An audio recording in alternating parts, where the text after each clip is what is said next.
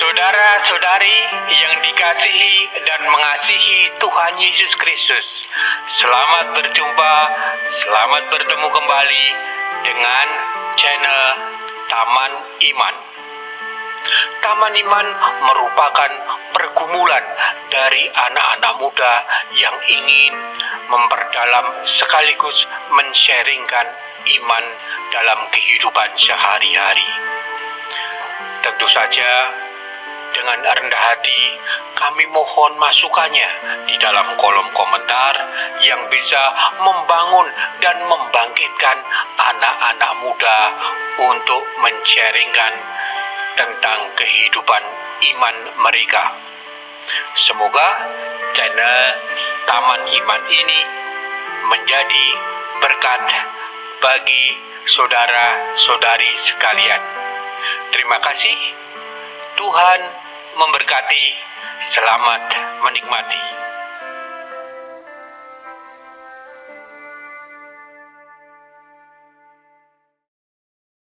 Halo teman-teman, berkah dalam. Kembali lagi di sini. Pada kesempatan kali ini, saya akan men-sharing tentang apa itu arti kata baptis. Baptis berarti membenamkan atau menenggelamkan diri ke dalam air atau mencuci diri. Entah seluruhnya atau sebagian saja.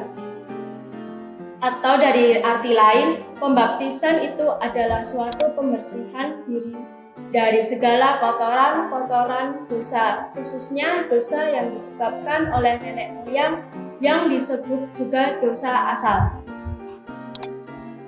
Dalam kitab Bilangan ada upacara pentahiran yang menggunakan percikan air. Dalam kitab Bilangan bab 9 ayat 17-22. Mandi dengan menenggelamkan diri ke dalam sungai dalam kitab Raja bab 5 ayat 14. Dalam pewartaan Yohanes Pembaptis, ia berseru di padang gurun untuk menyerukan pertobatan. Bertobatlah dan berilah dirimu dibaptis dan Allah akan mengampuni dosamu. Dalam kitab Matius bab 1 ayat 4. Melalui pembaptisan, kita dibebaskan dari dosa dan dilahirkan kembali sebagai anak-anak Allah.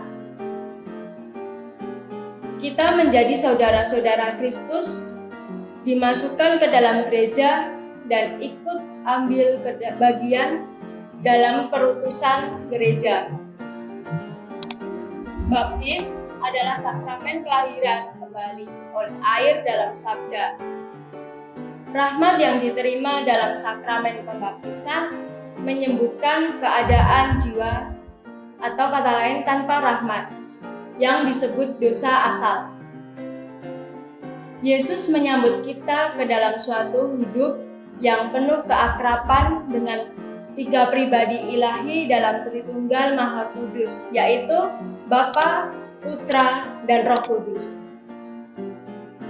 Bersama dengan hidup ilahi yang diterima melalui rahmat sakramen pembaptisan, Kristus memberi kita kekuatan yang memungkinkan kita untuk bertindak sebagai anak-anak Allah dan tumbuh dalam hidup ilahi.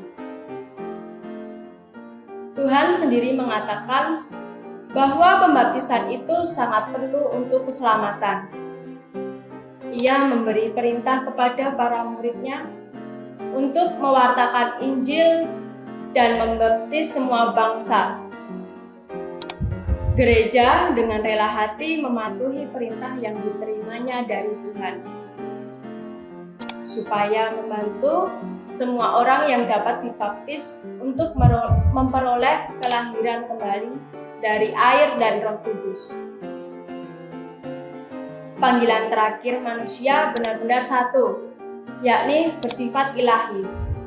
Kita harus berpegang teguh pada Roh Kudus, membuka kemungkinan bagi semua orang. Konsekuensi dari sakramen baptisan. Dalam kitab suci, hasil karya keselamatan disebut sebagai suatu kelahiran baru. Melalui iman dan pembaptisan, setiap orang yang beriman dan umat Allah dijadikan ciptaan baru.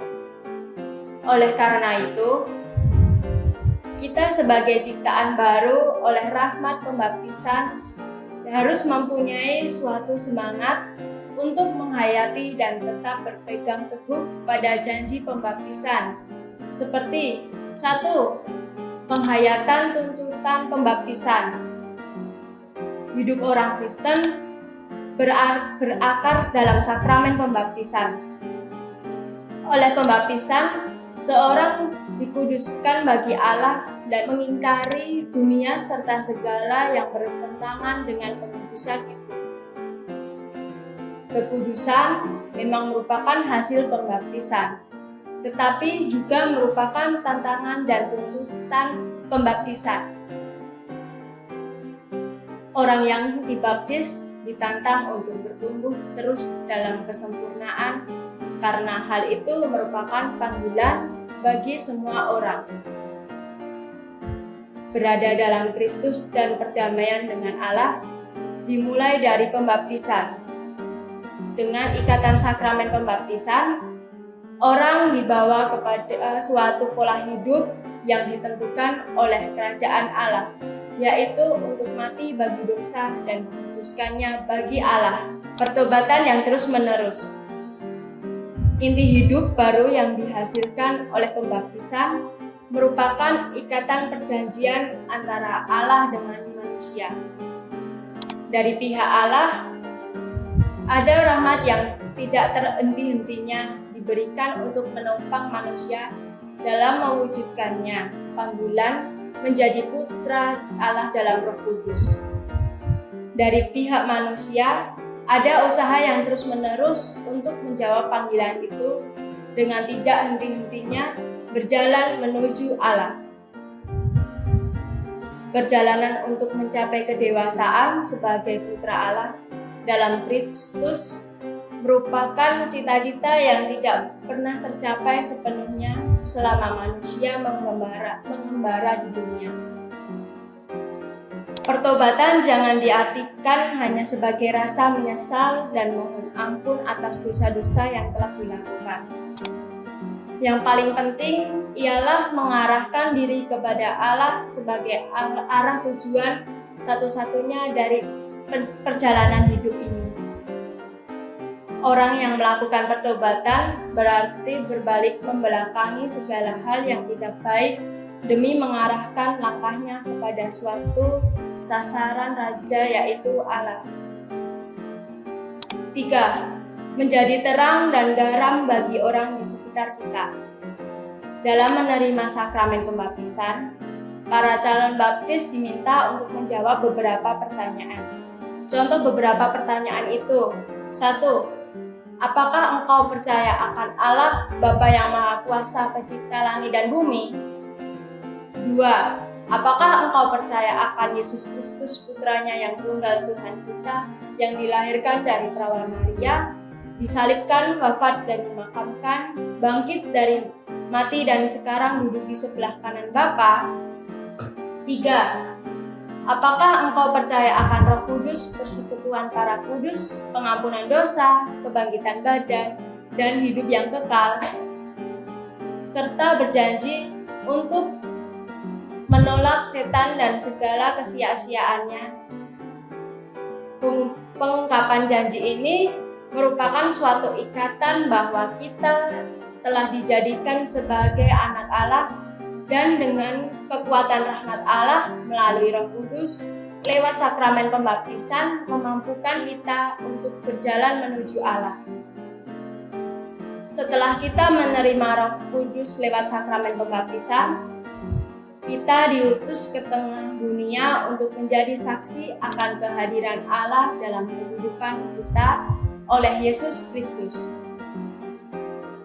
Kehadiran orang yang sudah dibaptis dalam nama Tuhan Yesus harus menjadi terang dan garam bagi orang yang dijumpainya, mampu menerangi hati orang yang sedang dalam kegelapan dan menggarami hati setiap orang yang terasa hamba.